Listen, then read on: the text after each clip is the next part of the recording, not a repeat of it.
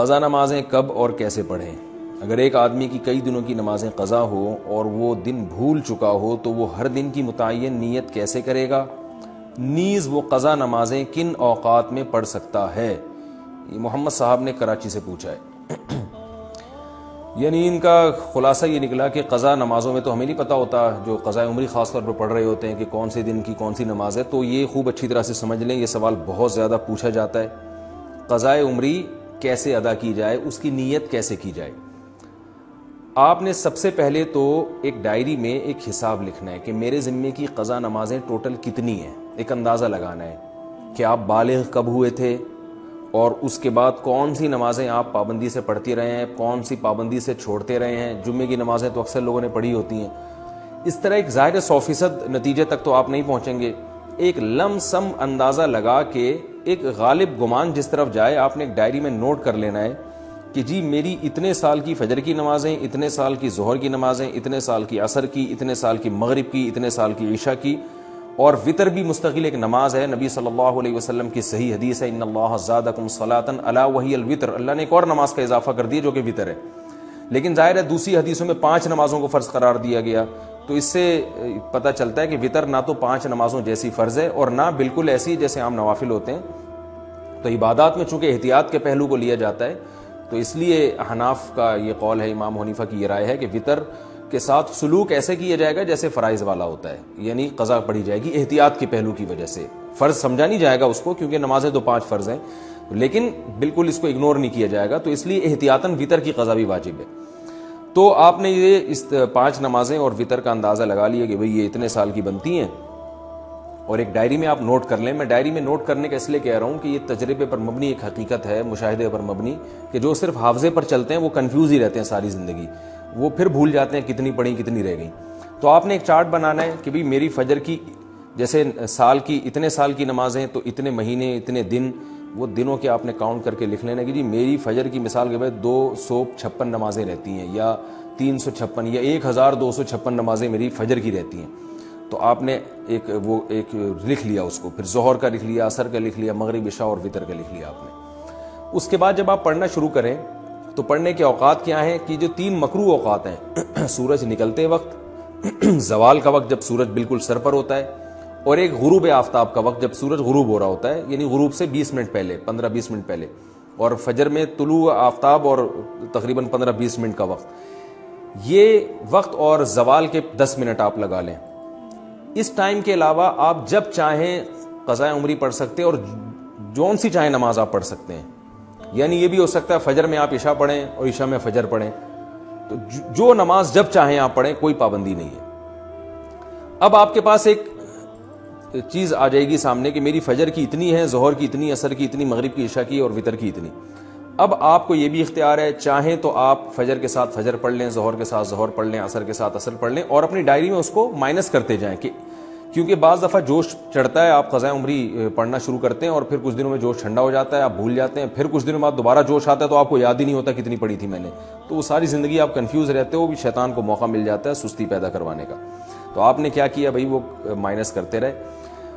اس طرح بھی پڑھ سکتے ہیں، 5 نمازوں کے ساتھ 5 پڑھ لیں اور وطر کے ساتھ وطر پڑھ لیں۔ یہ بھی کر سکتے ہیں کہ پہلے ساری فجر کی نمٹا دیں آپ، اور فجر کے ساتھ فجر کے ساتھ فجر، پھر ظہر کے ساتھ بھی فجر، پھر عصر کے ساتھ بھی فجر، یہ بھی کر سکتے ہیں۔ اور یہ بھی کر سکتے ہیں کہ آپ نے کوئی 1 گھنٹہ متعین کر لیا، بھائی اس میں نے صرف قضاء عمری ہی لوٹانی ہے، تو چاہے پہلے ساری فجر کی پڑھ لیں یا ساری ظہر کی۔ آپ یہ کہہ سکتے ہیں بھائی ظہر کی نماز لمبی ہے اور عصر کی اور عشاء کی لمبی، تو یہ والی پہلے نمٹا دوں، تو ظہر پہلے نمٹا دیں ساری، اور ترتیب سے بھی پڑھ سکتے ہیں۔ ہر طرح سے آپ کو اختیار ہے، بس آپ نے وہ جو ایک لکھی ہے نا تعداد، اس میں روز بروز کمی کرنی ہے آپ نے۔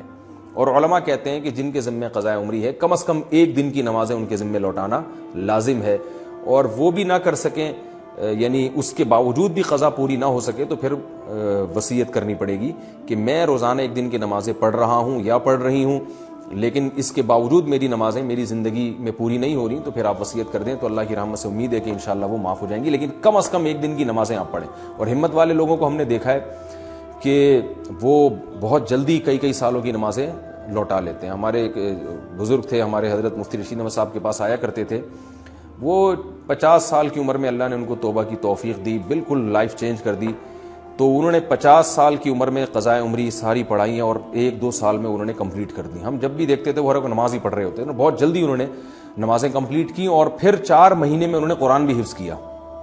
حالانکہ وہ آفیسر تھے گورنمنٹ میں, ان کی بڑی مصروفیات تھیں, لیکن ماشاءاللہ جب بعض لوگ توبہ کرتے ہیں تو بڑی خاندانی توبہ ہوتی ہے. اور اس اتنے نیک بننے کے باوجود بھی ان پہ اللہ کے خوف کا غلبہ رہتا تھا. ایک دن ہمارے حضرت کے پاس آئے اور کہنے لگے مجھ پہ بہت خوف ہے کہ پتہ نہیں میرا بنے گا کیا آخرت میں. تو حضرت ان کو بڑی امیدیں دلایا کرتے تھے. ہمارے حضرت نے ان کو اجازت بیعت بھی دی. تو ایسے لوگ بھی ہیں, لیکن بہرحال آخری درجہ یہ ہے کہ آپ ایک دن میں کم از کم 1 دن کی نمازیں ضرور لوٹائیں. اور یہ بات خوب یاد رکھیں, جو آج کل ایک نعرہ لگایا جا رہا ہے کہ کوئی قضا نہیں ہے, اس کی حدیث سے ثبوت پیش کرو قضاء عمری کا, تو یاد رکھیں رسول اللہ صلی اللہ علیہ وسلم کی نماز جب بھی قضا ہوئی ہے, چاہے جان کے کی ہو یا بھولے سے, جان کر تو جنگ میں ہوئی تھی, جہاد میں نماز کا طریقہ نہیں بتایا تھا کہ جنگ کی حالت میں کیسے نماز پڑھی جاتی ہے. تو اس وقت آپ کی غزوہ خندق میں کچھ نمازیں قضا ہوئی تو وہ پہلے آپ نے پڑھی ہیں. تو یہ پوری امت کا اجماعی مسئلہ چلا آ رہا ہے. حتیٰ کہ ابن تیمیہ رحمہ اللہ تعالیٰ جو بعض مسائل میں اجماع امت سے انہوں نے اعراض کیا ہے, ان کا بھی یہی قول ہے کہ نمازوں کی قضا پڑھی جائے گی. تو یہ اب 15ویں صدی میں کچھ لوگوں نے یہ ایک شوشہ چھوڑا ہے کہ جو نمازیں قضا ہوئی ہیں وہ صرف توبہ سے معاف ہو جاتی ہیں, اور وہ کہتے ہیں اس پر کوئی حدیث نہیں ہے. تو بھائی حدیث جو دعویٰ کرتا ہے حدیث اس کے ذمہ. نبی صلی اللہ علیہ وسلم نے فرمایا البینۃ علی المدعی والیمین علی من انکر, کہ دلیل اس کے ذمہ جو دعویٰ کرتا ہے. نمازیں جب قضا ہوتی ہیں تو آپ یہ دعویٰ کر رہے ہیں کہ وہ قضا کیے بغیر صرف توبہ سے معاف ہو جائیں گی, تو آپ کے ذمہ دلیل ہے. ہم تو حدیث میں جب بھی دیکھتے ہیں جب بھی نماز قضا ہوئی ہے توبہ کافی نہیں سمجھی گئی, اس کو قضا بھی کیا گیا ہے. تو نماز ہو یا روزہ ہو آپ کو قضا بہرحال کرنی پڑے گی. اس پر میں تفصیل سے کلپ ریکارڈ کروا چکا ہوں دلائل قضاء عمری کے, وہ میں دوبارہ ابھی اس کو ریپیٹ نہیں کروں گا. تو مسلمان کو چاہیے توبہ کرے اور جتنی نمازیں اس کے ذمہ باقی ہیں وہ جلد سے جلد ادا کرنے کی کوشش کرے. طریقہ میں نے آپ کو بتایا. ہاں نیت کیسے کریں گے؟ نیت آپ نے ایسے کرنی ہے کہ جب آپ فجر پڑھ رہے ہیں تو آپ یہ نیت کریں گے بھئی میرے ذمہ جتنی فجر کی نمازیں ہیں ان میں سب سے پہلی نماز پڑھ رہا ہوں.